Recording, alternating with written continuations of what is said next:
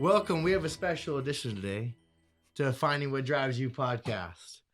We have a father, husband of two, or father of two, husband. Trying to do magic tricks already.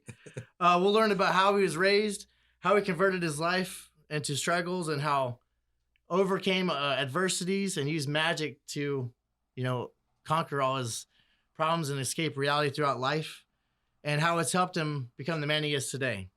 Tyler, the Magic Man, Payne. Thanks, man. Thanks. I appreciate it. Don't tell my wife that I'm a husband of two. Yeah. Don't tell. I think she knows now. Thanks. I was actually calling my buddy Corey Chappelle, man, and asking him, what can I do for my buddy who's a magician coming on? He's like, go to Party City and grab you a magic hat and a cape, and end up finding some stuff at home. I think only you would have magic stuff at home, just Yeah. in a chest, like at the foot of your bed, just ready to go. I do have a magic chest. I've always loved magic, and happy to discuss that today. We worked at American Safety together, did confined space rescue, and you always had the Magic Man on your hard hat. Yeah. So, man, to discuss your time with American Safety and getting into safety and having that sticker on your hard hat. Yeah. So, for one, American Safety really was a great stepping stone for me. When I worked there with you, like you said, we did rescue together, but doing the rescue kind of shaped how I view safety as a whole, and it kind of helped shape my view of that safety was in its infancy stage, and it still does evolve. But the whole magic, the Magic Man sticker, that evolved from just me being the magic guy. Even throughout high school, everybody calls me Magic Man or Magic Mike, even though my name's not Mike, and I'm not. I've heard that before too. Yeah, I'm not really. I don't look like Channing Tatum, but I'll take it. The thing with magic is it started at a young age. I think seventh grade, I discovered magic. I went to the library. When you're in elementary school or middle school, you go like with your fancy bookmark that you made, and you kind of go as a class, and you walk in the library, and it's like the nostalgia of, I don't know what I want to read. Oh yeah. But I'm just gonna stick my bookmark in there and kind of just pull a book out and see if it sticks. Well, that's what I did. I walk in and I stuck my bookmark in there. I pulled out a book and it said like how to fool your friends, or for fun and to be popular or something like that. Yeah. Right. And it was how to trick your friends to be popular. Yeah. We're all learning that trick. Yeah. Right. And I was like, oh, that's cool. I just flipped through a few pages and I saw like really basic illustrations of like coins in hands, or like illustrations of like holding a deck of cards. I was like, oh, okay, it's like a magic book, Right. And at the time I had a cousin that did magic, and he would always fool me, and I was just a little kid, so he would never tell me how it was done, but I just loved the idea of knowing, like, I know there's a way you're doing it, right? Yeah. And so obviously I took that book home. I learned everything in that book, and just kind of it snowballed from there. It snowballed, man. The old coin in the ear trick, the cup trick. I loved them all too. I loved magic growing up, and can't wait to dive into that. So we did rescue together, and thank God we didn't have to magically rescue someone out of a confined space. So, yeah. So we did a lot of stuff out there, wrapping in the buckets, and you showing me magic tricks, and It was exciting times out there. Even though a lot of people would not know what to do for 10 to 12 hours just sitting there, right, watching people work. Right. So thank you for American Safety for your time. Yeah. And yeah, I have a lot of great stories about watching people work and us sitting there watching them. Getting paid in the shade. Paid in the shade, yes. So what's the most exciting thing in your life right now? Definitely my little ones. Yes. I mean, honestly, I know it's kind of cliche, but my little ones they're like, in its entirety, they're my purpose, right? I think as most fathers would agree, or most parents in general would agree, that's my biggest focal point right now. Is just my family, raising my 2-year-old, raising my 8-year-old, and of course my wife too. So yes, definitely. Of course, raising her. No, more Raising like my the other wife. way. Yeah. We No. want to talk about the two husband thing. Yeah. Yeah. Sometimes everything happens for you, even mistakes when you're on the opening act. Right. So you can tell I'm a terrible magician and entertainer already. You should have pulled a bunny out of it. Yeah, dude, that would have been cool. You know how many guys have reached up or reached out to me like on a job site and just we're there for like really professional reasons, nothing to do with magic whatsoever. But for some reason people hear that I do magic and like that's all I am to them. Right. Right. And then it just Yeah. becomes then it just becomes like dance monkey dance. So we'll be like in an important meeting and they'll like take off their hard hat, hey, pull a rabbit out of this. Yeah, exactly. I'm like, come on, dude. Oh yeah, I hear you. I play golf and people just like, hey, this guy can smack it 400 yards. Watch him. I'm like, dance monkey dance kind of type of thing. Yeah, Same yeah. thing. Yeah. Well, dude, yeah. So you got into magic, and we talked about, I called you and asked you like, hey, what's your story? Because I really, all those times at rescue, we didn't really talk about our childhoods, and even though we have similar childhoods, do you mind diving into that and how you had a rough childhood growing up, and magic pretty much saved your life? It was a way for you to escape reality, and I'm curious to hear about it, and maybe someone out there can relate to it. I know I can too. Yeah. Yeah.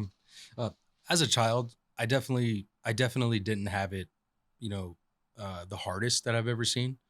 Um, but I also didn't have a whole lot growing up. I did have two parents that were together, so that was a plus side. Right. I didn't have a split home physically, but I grew up in a very split home mentally, right? So, consistent feelings of just being invalidated. I never felt like I was good enough just because my father isn't a very good person, right? And I if he sees this, that's totally fine. You don't have to cut it. All right. Yeah. No. He's just not a very good person. I grew up with a dad that was super manipulative. He could never do any wrong. He would gaslight other people. He would do wrong and then find ways to like blame you and like you're the reason why he did wrong. I did get hit quite a bit. As a parent now, I definitely don't resort to like spanking my kids. Nothing against people who do. Right. It's just my personal opinion and my personal choice of parenting is more, which I'm still learning, but is more on the soft parenting. But yeah, I grew up in a very mentally split home. My dad was a drug addict when I was real little, and a lot of those traits just never really left him. Right.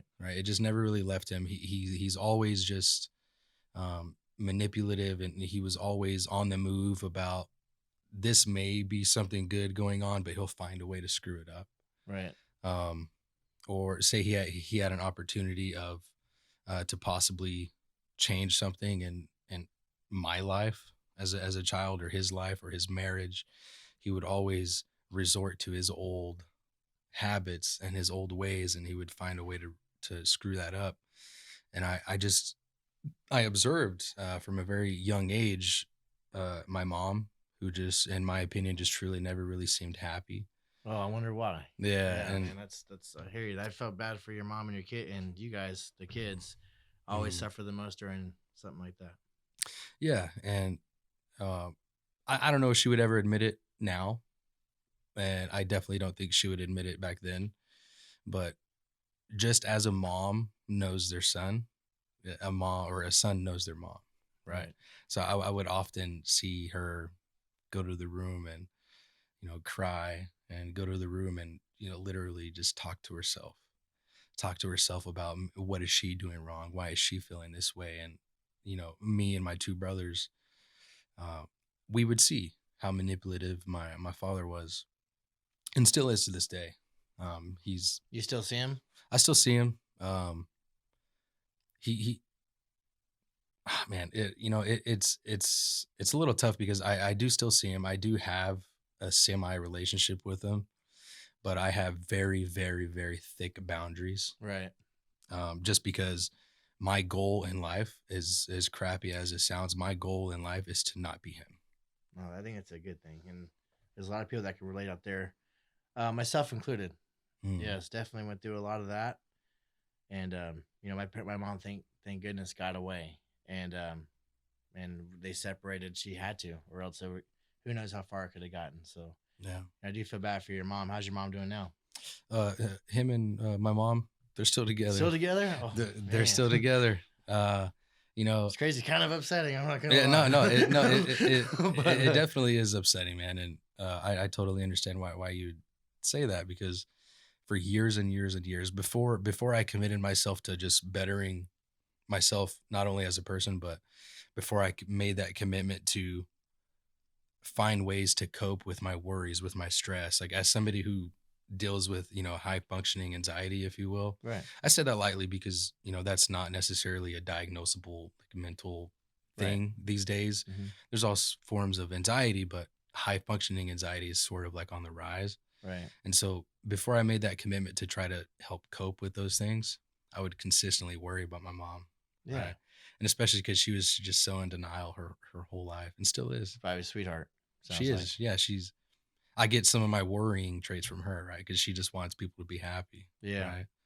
And she never really put herself first. And she's, definitely. So eventually, you had to make the decision to focus on yourself and better yourself in order to get out of that situation. mhm. So, what would you say was your breaking point at that time, or what age did that happen? Actually, it wasn't that long ago. Really? Yeah, it wasn't that long ago. I had two boys already. I have an 8-year old and I have a 2-year old, and I'd say maybe when my 2-year old was about 6 months old, um, stuff hit the fan really bad between my parents and I actually didn't talk to my father at all for, I don't know, at least a year. I Yeah. didn't care to talk to him. Frankly, I still don't care to talk to him. Right. Um, I didn't talk to my mom because I had to set boundaries with her.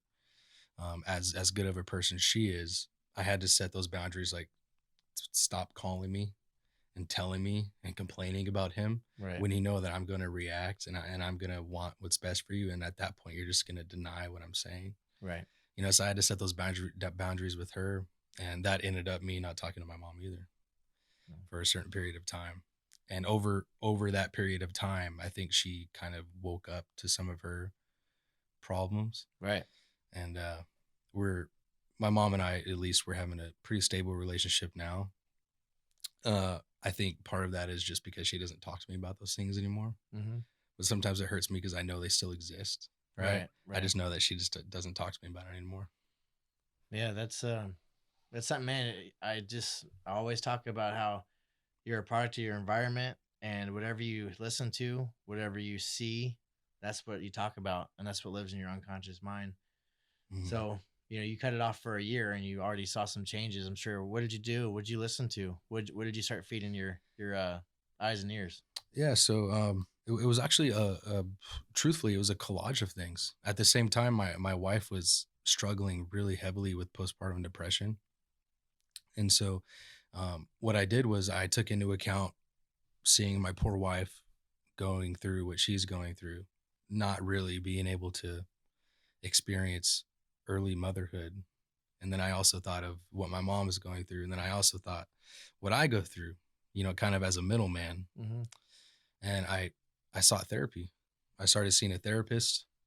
Those boundaries that I talked about, those stemmed from going to see a therapist. I was at the point one time I was seeing her bi-weekly. Right. Yeah, because Probably the best thing ever, right? dude, I'm when I tell people this, they're always like, it's cool you're so open about it because you're a guy. Right. I'm like, hey, I get it. Most of the time guys hold things in, they bottle them. Mm-hmm. Look, over time, it becomes not only burnout, it just becomes so unsustainable Right. to withhold all of your emotions. And don't get me wrong, I'm not perfect in any way, shape, or form. No. Like, it's a journey, right? Of But course. It's a never ending battle. yeah, never ending, man. And I'm trying to shape it from a never ending battle just to a never ending journey, right? Absolutely. And yeah, so I did seek therapy bi-weekly. I was seeing her. I really opened up to her. My wife sought therapy. She's slowly but surely getting better, Good. which makes me 100 times happier, right? Right. Because now she's at the point where he's 2 years old now, and now she's like learning how to like enjoy motherhood. She's Right. never been a bad mom by Right. any Yeah. means. Yeah. She always did. She always took care of him. She was always an amazing mother. Of course. Never, like hit him or shook him Yeah. or nothing like that. It wasn't that type. It was just like she just could not be happy. Yeah. Right? She was People call it battling demons. They call it all kinds of things. Yeah, learn how to control your emotions, and you have to find something. You have to, there's a bigger purpose in this life, and it can't be this hard and tough on you. You got to find a way to enjoy life. We've talked about it many times on this show that the version of success is not financially. It's about waking up and just being happy and enjoying and be excited for the day. Like that's my version of success. It's my version of just like living my best life. Yeah. And that you got to find a way to do that, and it is possible. And your perspective and your mindset, it's got to start there, and then you got to find a way to pick some goals and start reaching them. Yeah, exactly. And I love that you mentioned goals because I'm super goal heavy. Right. I always make sure they're attainable, measurable. Smart goals. I'm sure you've heard of those. And small. I'm sure your therapist said check marks, small check marks, small victories. Get that confidence. Start believing in yourself. Start trusting your own words. Exactly, because when you grow up feeling so invalid, and when you grow up feeling so not good enough or just so small, and when you grow up with somebody who's just so manipulative, right? It rubs off on you, man. Yeah. Like you grow up as an adult, you're like, am I right? Yeah. Start questioning everything about your life. It's crazy. It's just sad because people are a product of their environment, and people don't know how shitty an environment could be. Mm-hmm. And then especially when you're left alone trying to figure it out, and you're just too young to figure it out. You need some type of mentor or a therapist or someone positive to pull you up out of that and let you know that you have limited beliefs, and you got to start stretching those out and thinking a little bit outside the box and believing in yourself. Right. I know people just, it's, and there's more people that are going through that than not. Right. So, we're trying to, that's what this show's about, is let people know how to get out of that. Maybe give them some advice or tips or relatability. And you found magic, right? To get you out of that. Absolutely. Yeah. So,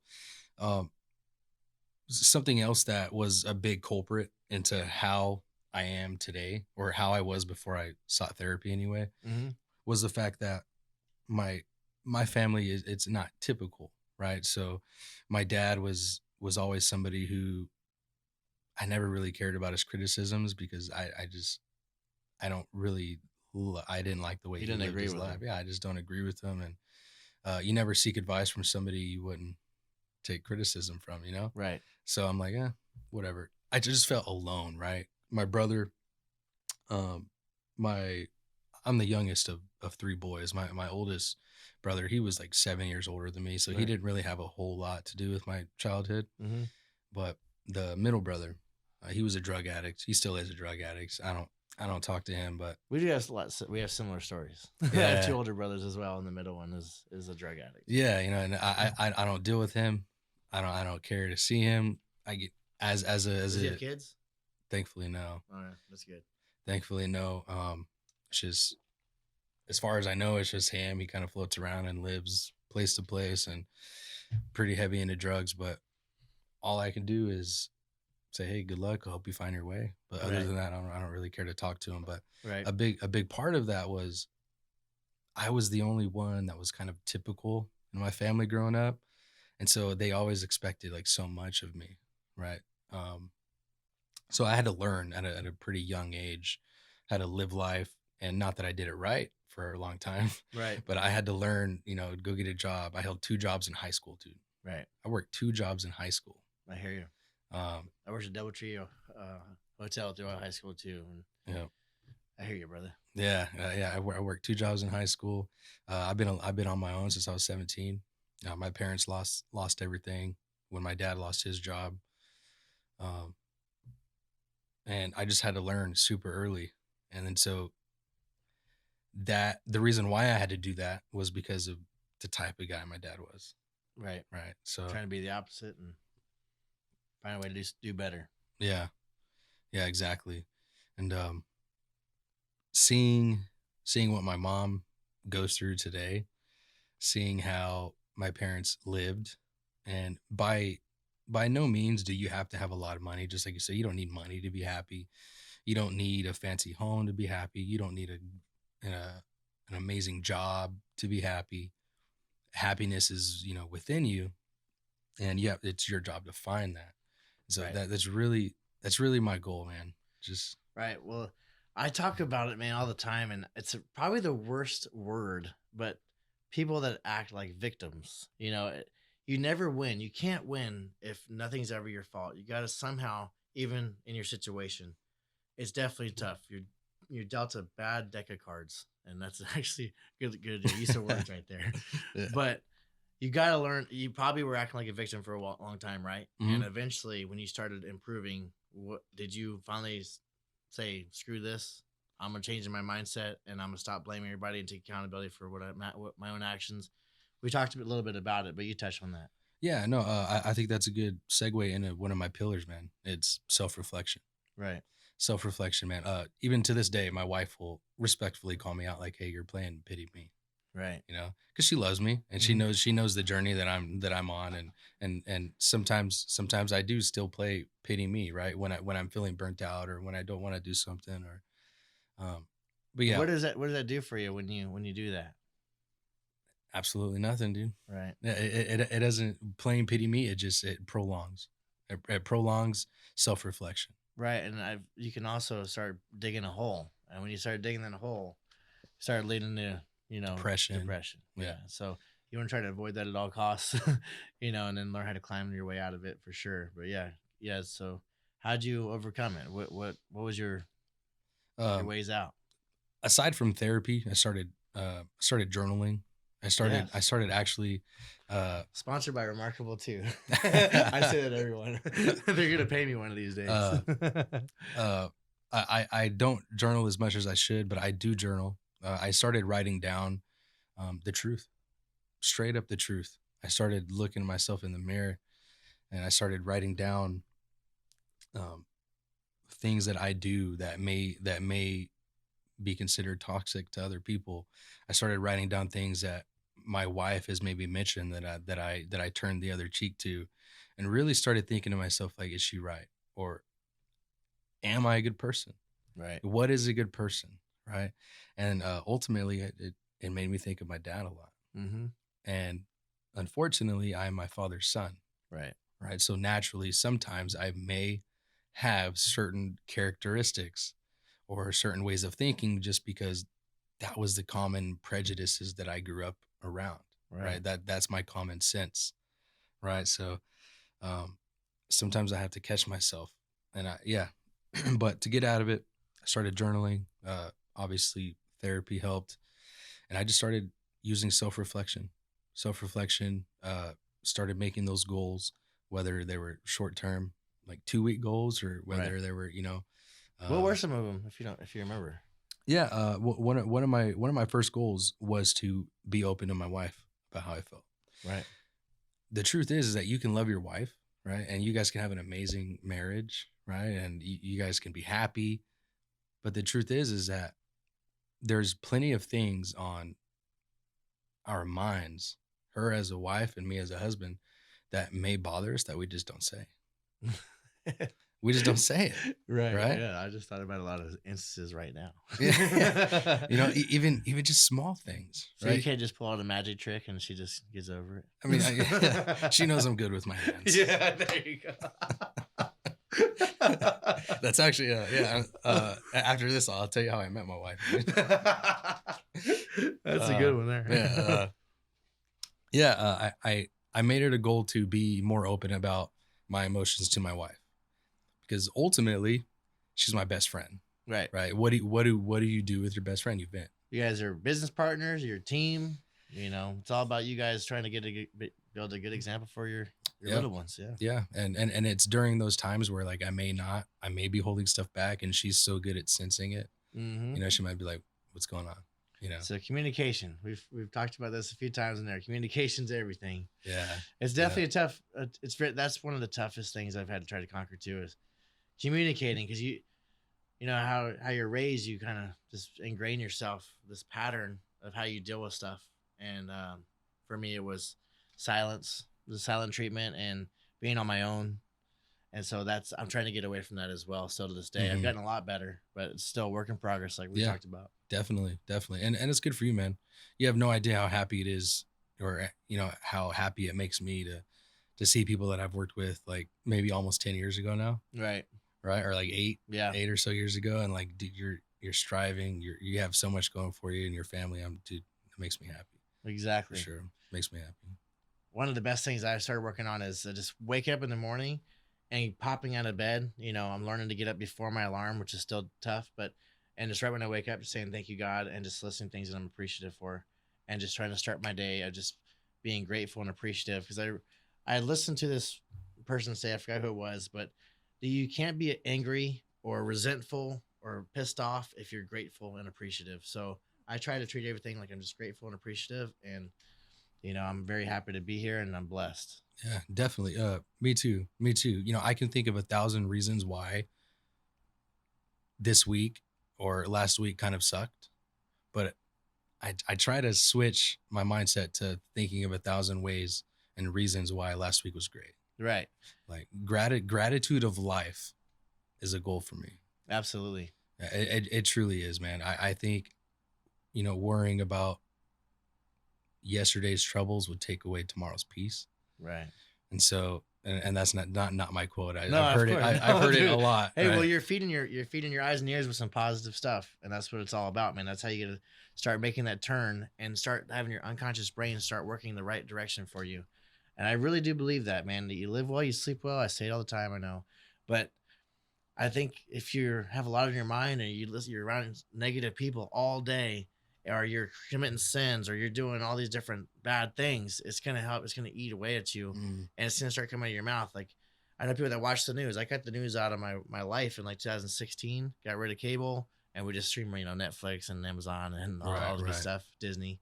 But people that, if you listen to the news channel for 5 years in a row, you're going to start talking just, hey, did you see homie got shot? Oh, did you see he got robbed? You're going to start talking negative stuff and start living in your unconscious brain. And that's something you got to untrain and start reprogramming it in the right direction. And same as you're growing up as a kid in a tough environment, you start thinking that that's just the way of life. And it's not. There's so much more out there, and you can reprogram it. Yeah, definitely. Whatever a person finds their ways of the way that helps them reprogram, stick to it. Yes. Like, therapy is not for everybody. Right. Journaling is not for everybody. Definitely not. I know, but I know some guys who they don't go to church, which is fine. They don't see a therapist, which is fine. They don't journal, which is fine. For some guys, going to the gym does all that for them. Right. Exactly. Right. It's just finding what makes you happy. Yes. Yeah. Finding what keeps your balance and lives your best life. Yeah. I know people that don't do any of that stuff either. I know people that just drink and they're totally happy. Right. And I'm like, damn, I'm happy for you, man. Yeah. That's awesome. Right. I got to work a little harder.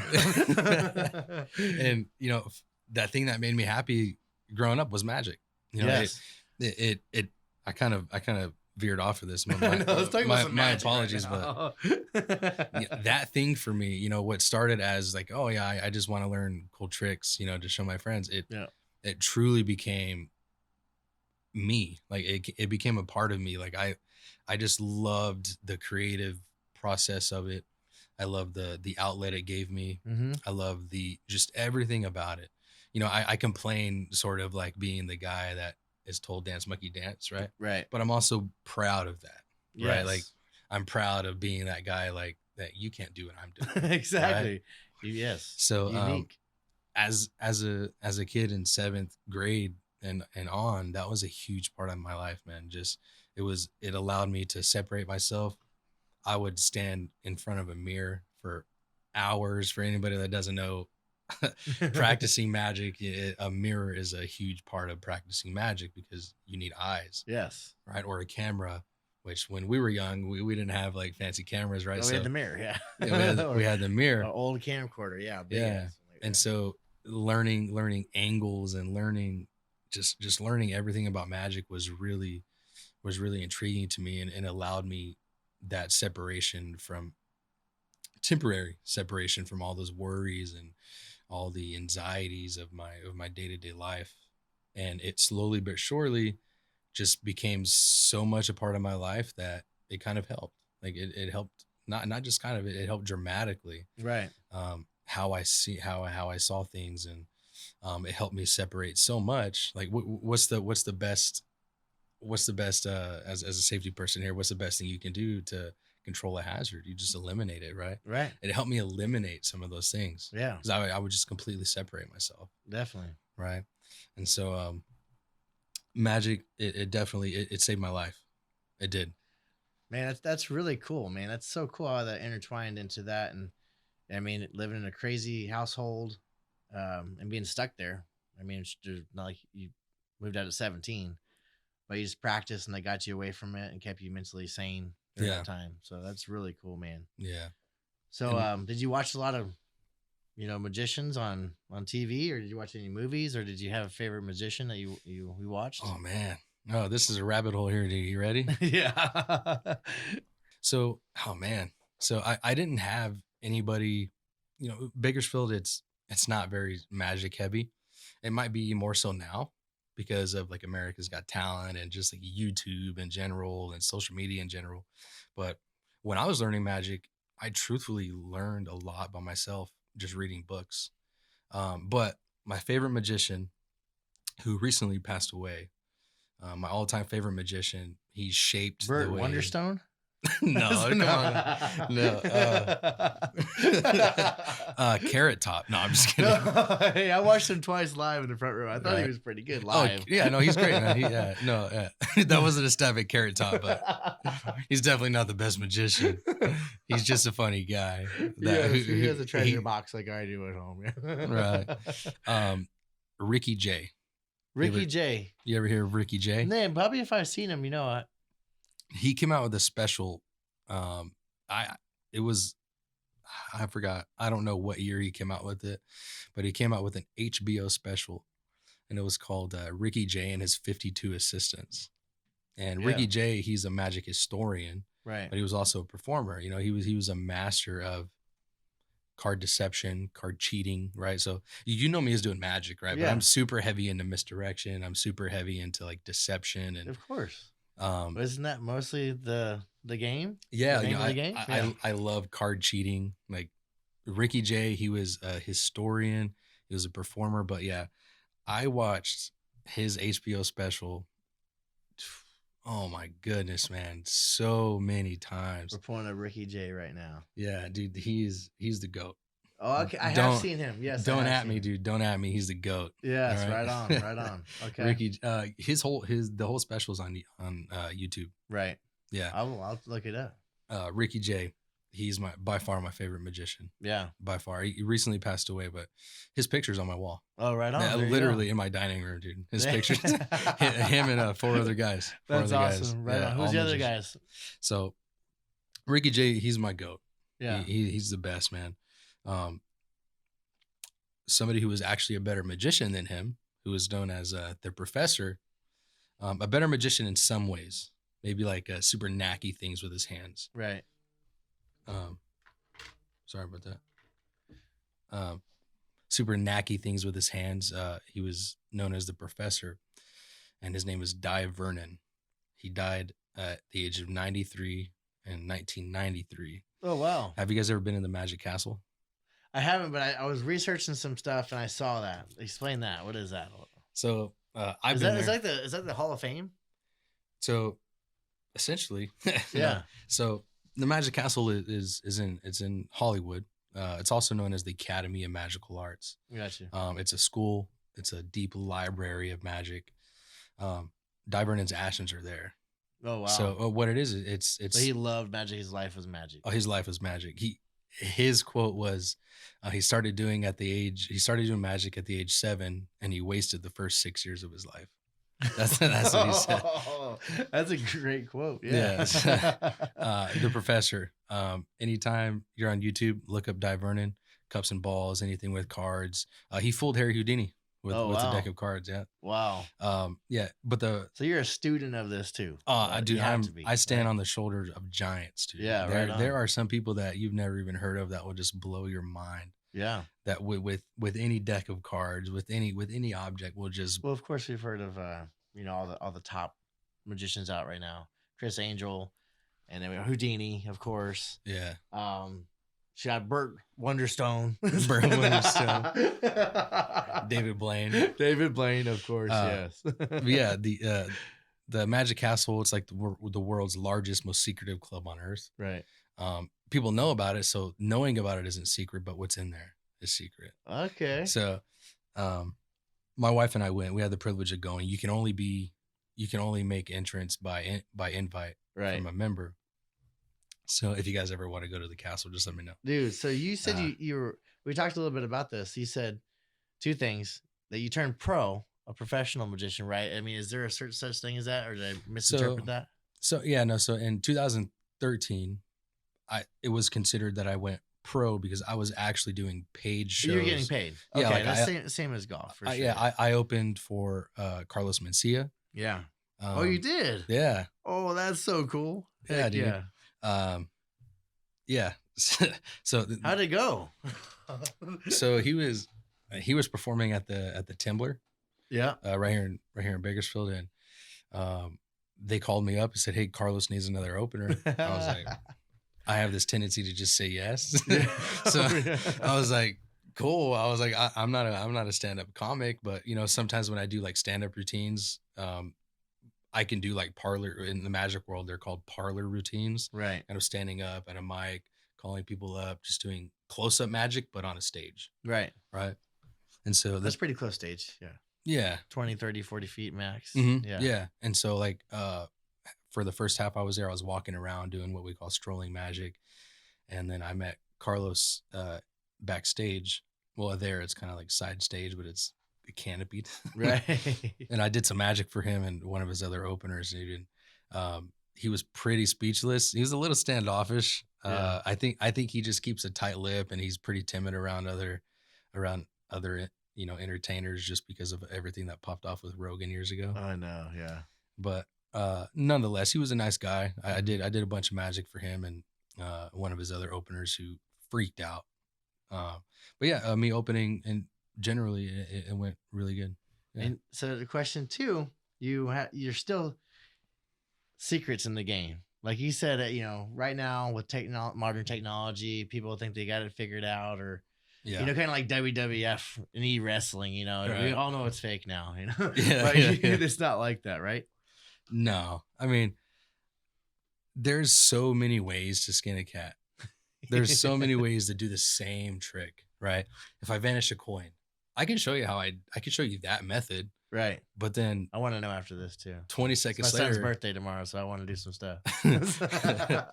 20 seconds later, I can vanish the coin and I can make it look completely different, and you will have zero clue how I did it, right? I can promise that. Yeah, although the evolution of technology and the internet exposes certain things, there's magic is still really secretive, right? You can't just learn whatever trick you want to learn. Mm-hmm. Say you see something on America's Got Talent, and as a magician, I hear this all the time, dude. Oh, did you see that guy on America's Got Talent? Yeah, I know how he did it. We researched it. Oh yeah. I'm like, I'm sure you did, bud. Yeah. And then they give me some like crazy method, and That's I'm not like, even close. I'm like, no. I'm like, can you do it that way? No. Should you? No.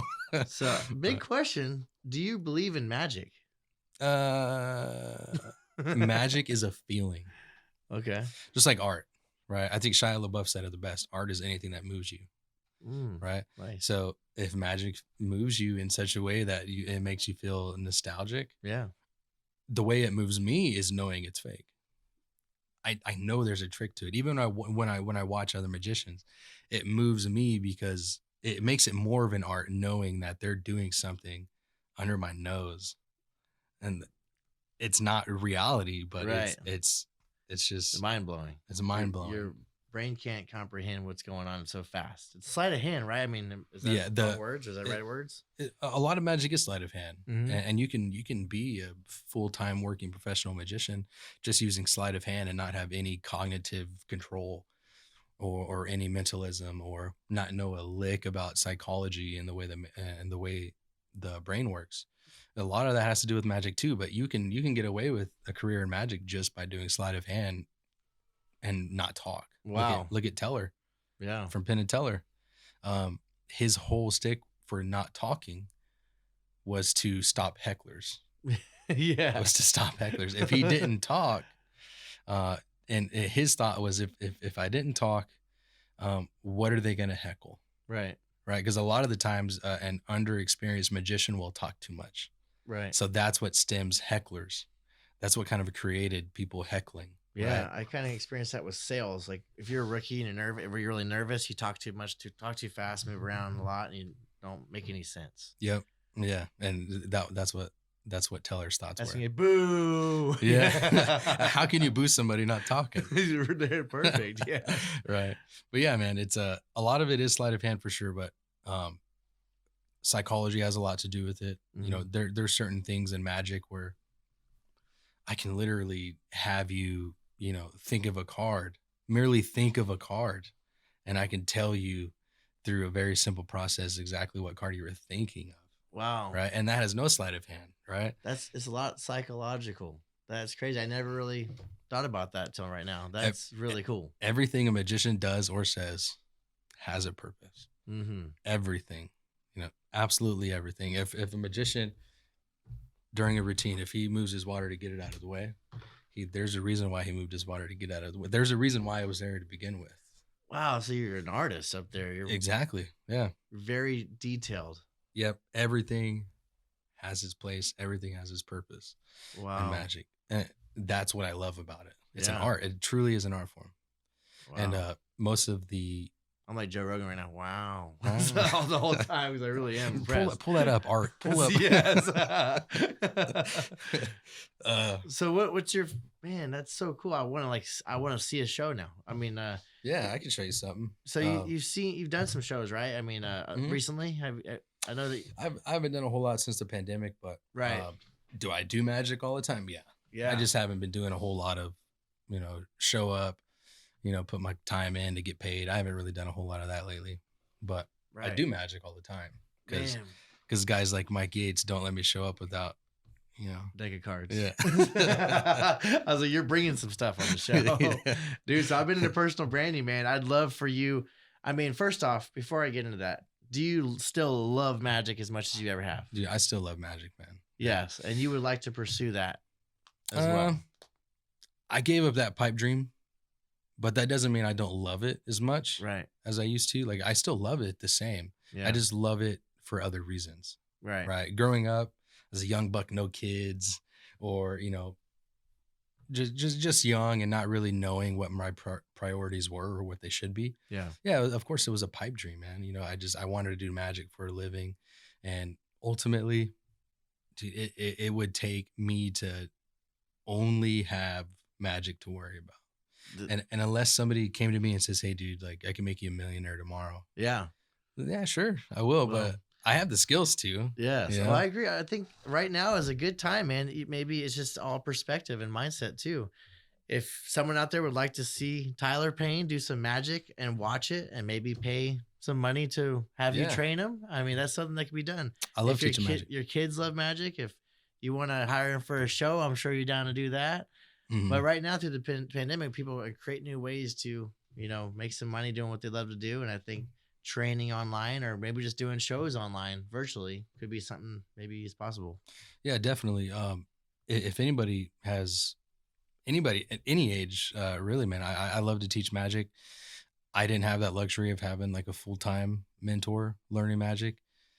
But I did have a mentor at one point, which he's actually a very famous magician. He was my mentor, a long distance relationship because he lives in Florida. But if you guys ever heard the name Michael Amar, I have not, but I'm gonna look him up. Michael Amar, sometimes they pronounce it as Michael Amar, Mm-hmm. But a lot of the tricks you'll see, he created. Yeah. Right? He's a mastermind of magic, and he was a long distance relationship I had, and he filled me in on some things to really expect and pursuing magic, and he helped me technically with some things. And yeah, other than that, I didn't really have like anybody close, close to me face to face teaching me magic. So I love teaching it. Yeah. And if I can help anybody, even if they don't want to pursue magic as a career, even if they just want to pick up a hobby, I'd be happy to teach. But I don't just teach anybody. Right. There's plenty of people that come to me and say, hey, teach me. Yeah, you got to have a passion and willing and desire to, progress for sure. Yep. And there's societies in magic, Society of American Magicians. Right. That's a real thing. You have to take oath, and you have to pledge that you would treat magic as a secret, as an art. Wow. It's not just it's like I said, it's more than you're taking this to the grave. I've taken this to the grave. That is awesome. Yeah. So how do you get sworn in? How's that process work? So we do have a local branch here for the American. In America, we have several different societies. So honestly, I'm not sure how existent it is now. It might be pretty existent, but it might not be. But we have a local branch here for the Society of American Magicians. We used to meet up somewhere on the east side years ago, and I was a sergeant at arms, and you don't necessarily get sworn in. It's not like in person, swearing thing, but right. You sign some paperwork, you take an oath to follow certain conduct and stuff like that. Crazy. And you have a card. I think I have my card on me, dude. It might be in my truck. Like yeah. Professional magician, is that what it says? No, I think it just states like you'll never get an it out approved of me. member. I'll make you disappear. Yeah. Yeah. But yeah, anybody who wants to learn magic, I'd be happy to teach. So if you had to teach someone a trick, what would be the first trick you'd want to show? Honestly, it depends on them. It really depends. Right. Someone with really slow hands like me. Really slow hands. Okay. Probably like one of those. Dude, I've always wanted to learn that. Right.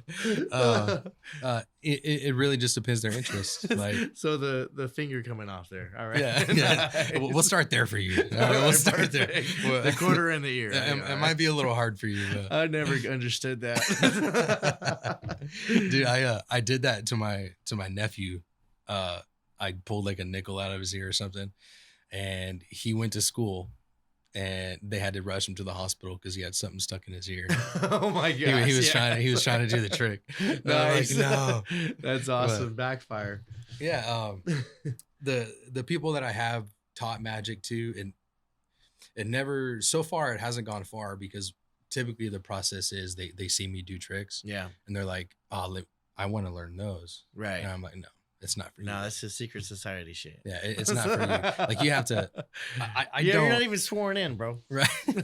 Well, the thing is, they see a specific trick, and that's all they care about. You have to have like true respect of the mechanics, the moves, the theories. Yeah, you have to be in it, man. Yeah, like it's a process. What is your favorite trick?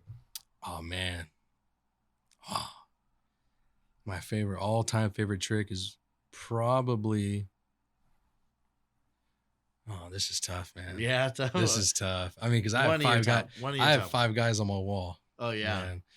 And if I had to choose a trick that will never get old, and it's not even the most technically difficult by any means, probably Ricky Jay's version of what's called I can't say the name. I can't say the name. It's secret society. Yeah, stuff? no, yeah. Oh my god! If I say the name, what did he do? What disappears? Well, watch Ricky Jay and his 52 assistants, and it's the trick that he has 4 aces. Okay. 4 aces, and I believe 4 queens. I think he uses, and there's a story for it.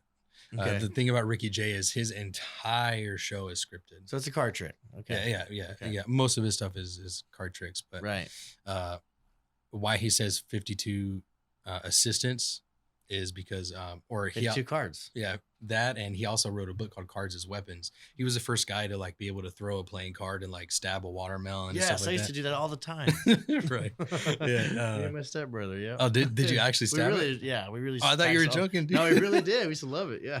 Yeah, he was the first guy who like popularized that. So. Yeah. But yeah, watch that special, and you'll know exactly what I'm talking about. Yeah, we used to play 52 card pickup after that. for Yeah, sure. yeah. 52 card. You know how many times I played that game, dude? Yeah, right, I know, right? It's A terrible, lot. terrible prank. Oh, That's man. the worst magic trick ever. My poor wife, dude. Because sometimes I will like dream of something.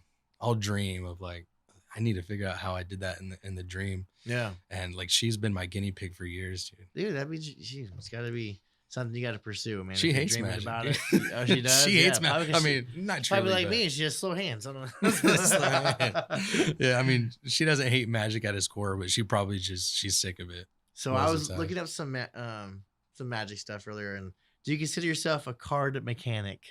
Card Not a car mechanic. mechanic, but card mechanic. If I said that I was a card mechanic,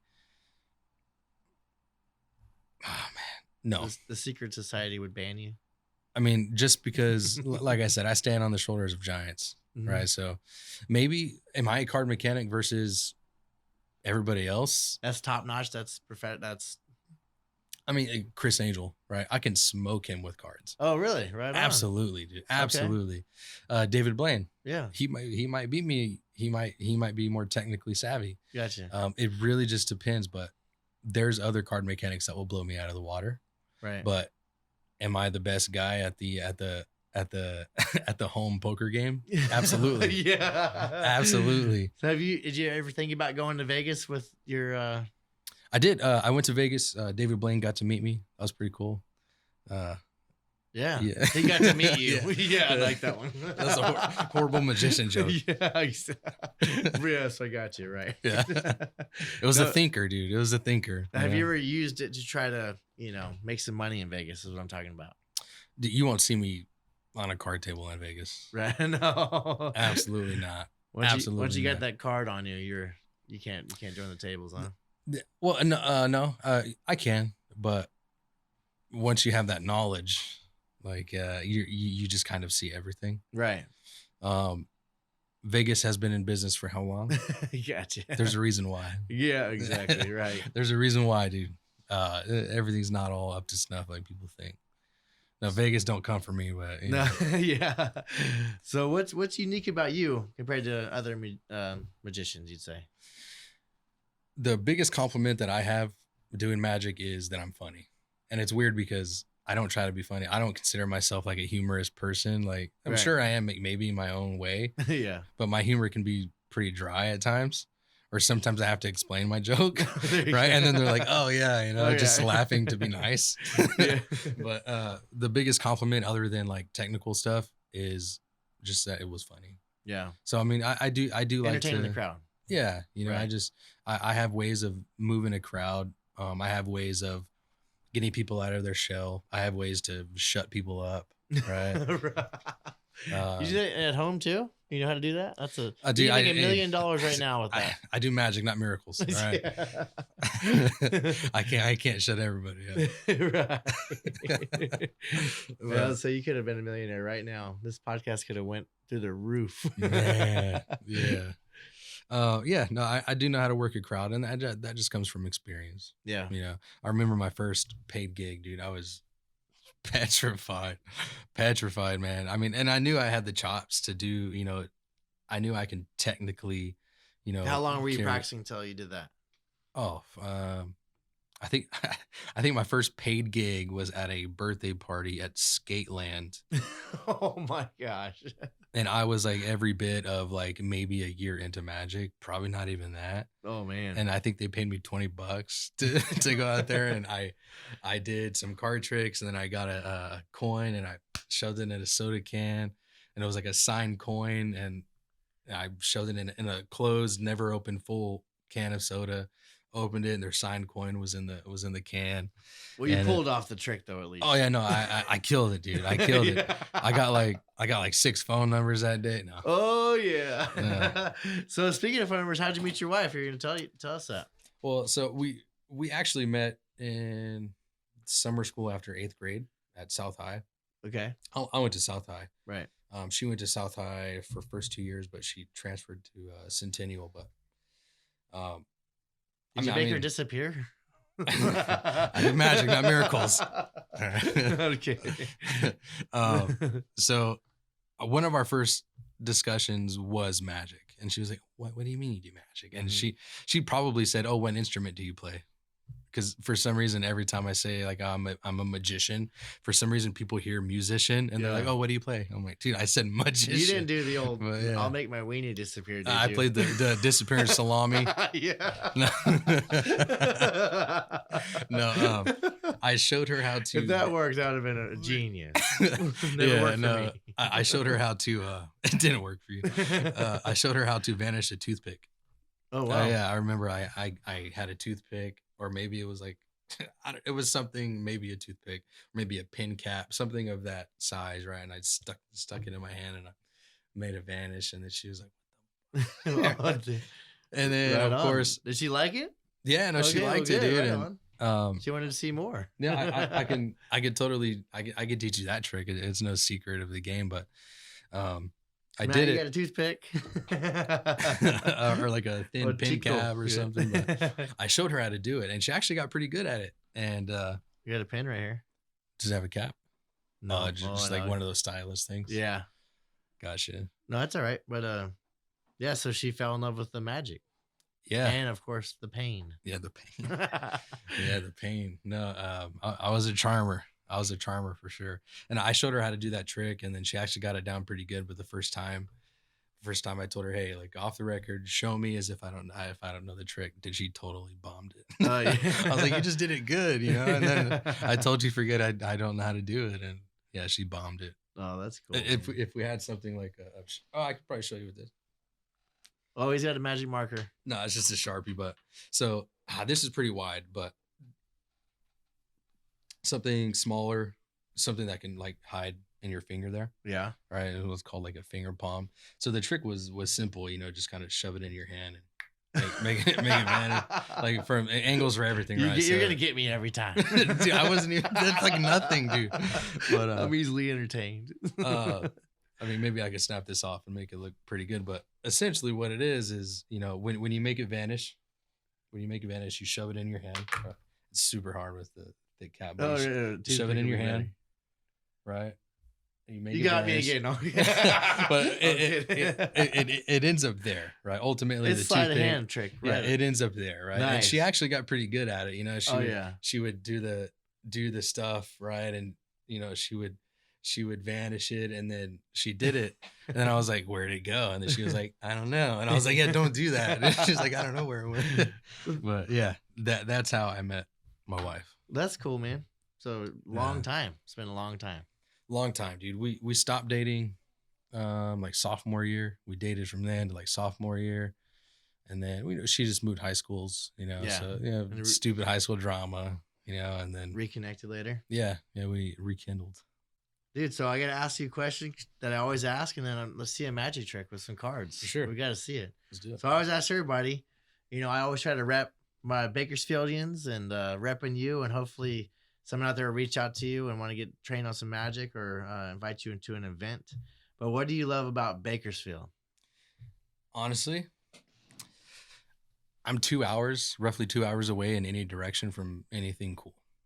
Like I know Bakersfield sometimes will get a bad rap, and like I said, just with life, I can find 100 reasons why I don't like Bakersfield. But I can find a million reasons why I do like Bakersfield, right?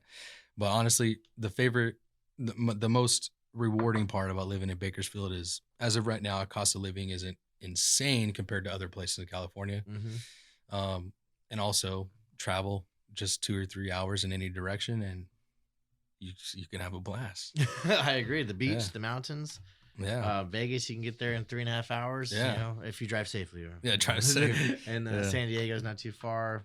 Yeah, so we have some Yosemite, all kinds of great stuff. Mhm. You do pay the costs and to live in California for the weather for sure, but Yeah. it could be worth it.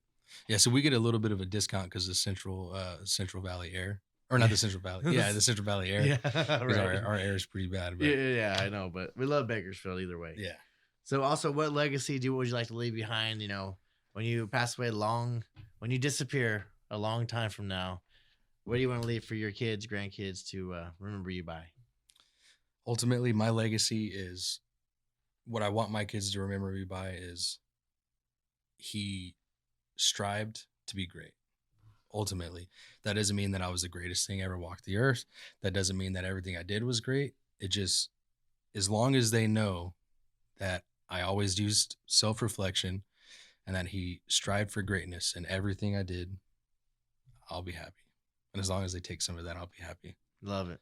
I just don't ever want my kids or, anybody that loves me to think I settled for less.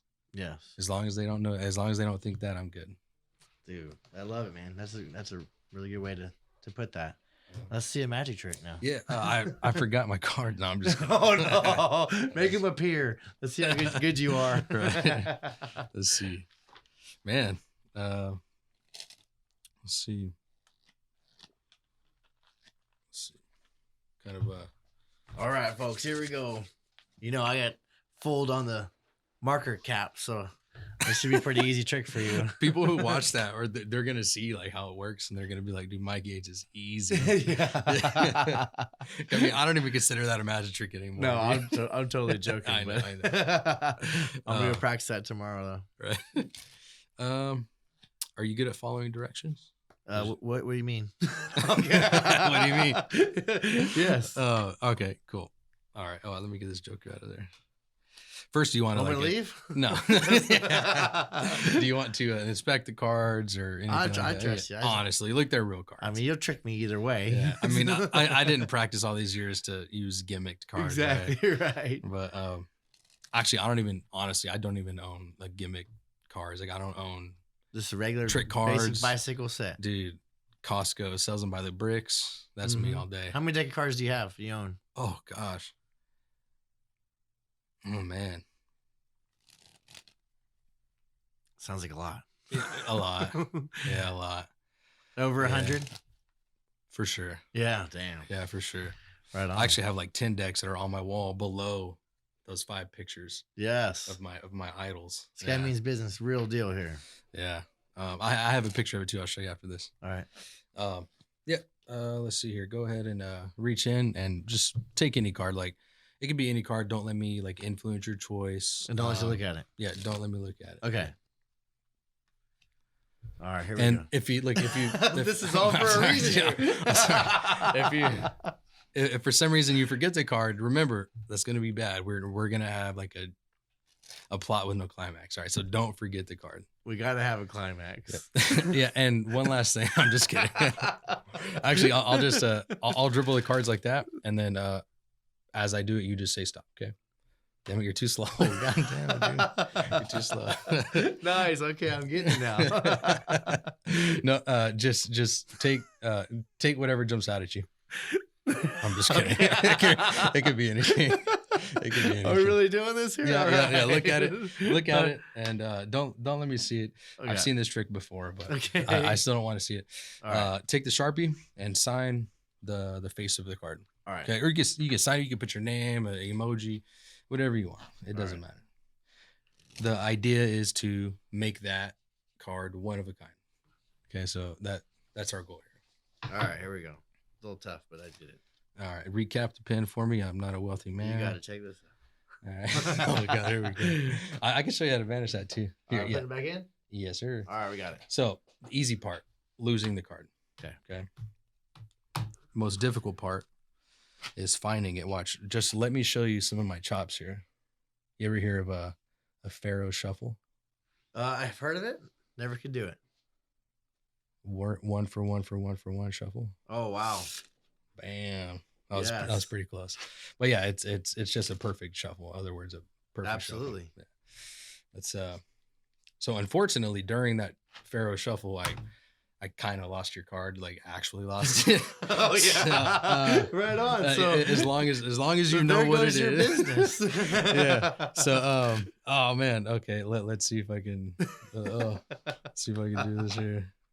I'm just showing a little bit of chops now. I'm being Showing off here. Yeah, there you go. braggadocious, but unfortunately, I did forget to hold my thumb in the front, so I really did lose your card. Oh, that's awesome. But we're gonna continue anyway. All Okay, right. all Are you right. good at following directions? Yes. All right. Should I ask your wife? Because sometimes wives have completely different answers. Oh dude. man, she's gonna listen to this and be yelling at me right now. Yeah, all right. Yeah. All right.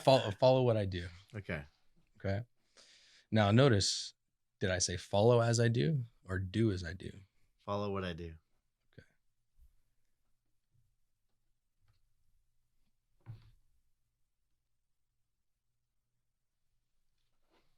I just really wanted to. I'm sorry. I just really, dude. It was calling. It was calling. It was calling. I love it. Look, with that, I know that your card was the ace. When you signed it, right? Yep. Did you really sign it? I did sign it. Is it real small? Nope. Swear. Oh, yeah, Swear. it was big.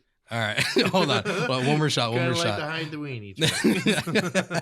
One more shot here. Here, put your hand over the ace for me, like real tight. Don't let me get to it. So that wasn't your card. No. And you did sign it. I did sign it. Let's see here. Oh God.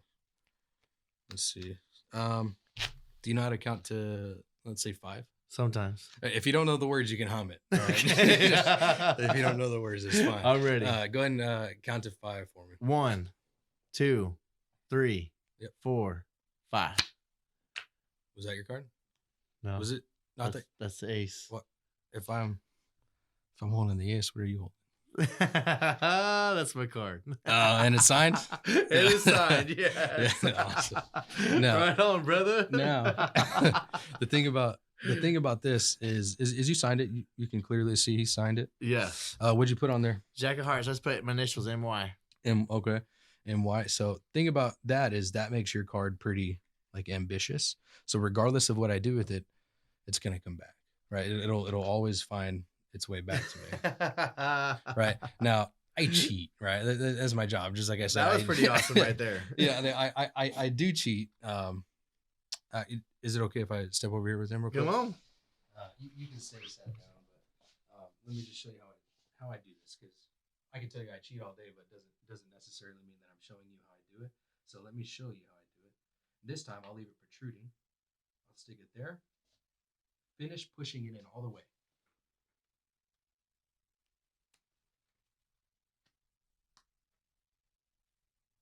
Nope.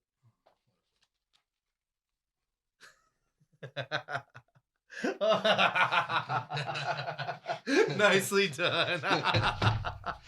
So where can everyone find Tyler Payne, the Magic Man? You can find me Facebook, Instagram. I also have a YouTube channel. The YouTube channel, what that consists of is I like to stream like UFC fights, boxing matches, anything combat sports. I just like to get on there, stream it, talk to people who also love fights like I do. That's like my second love, dude. Oh man, me too. I love it. So yeah. what's the name of the channel? Painful Combat, PAYNEFUL.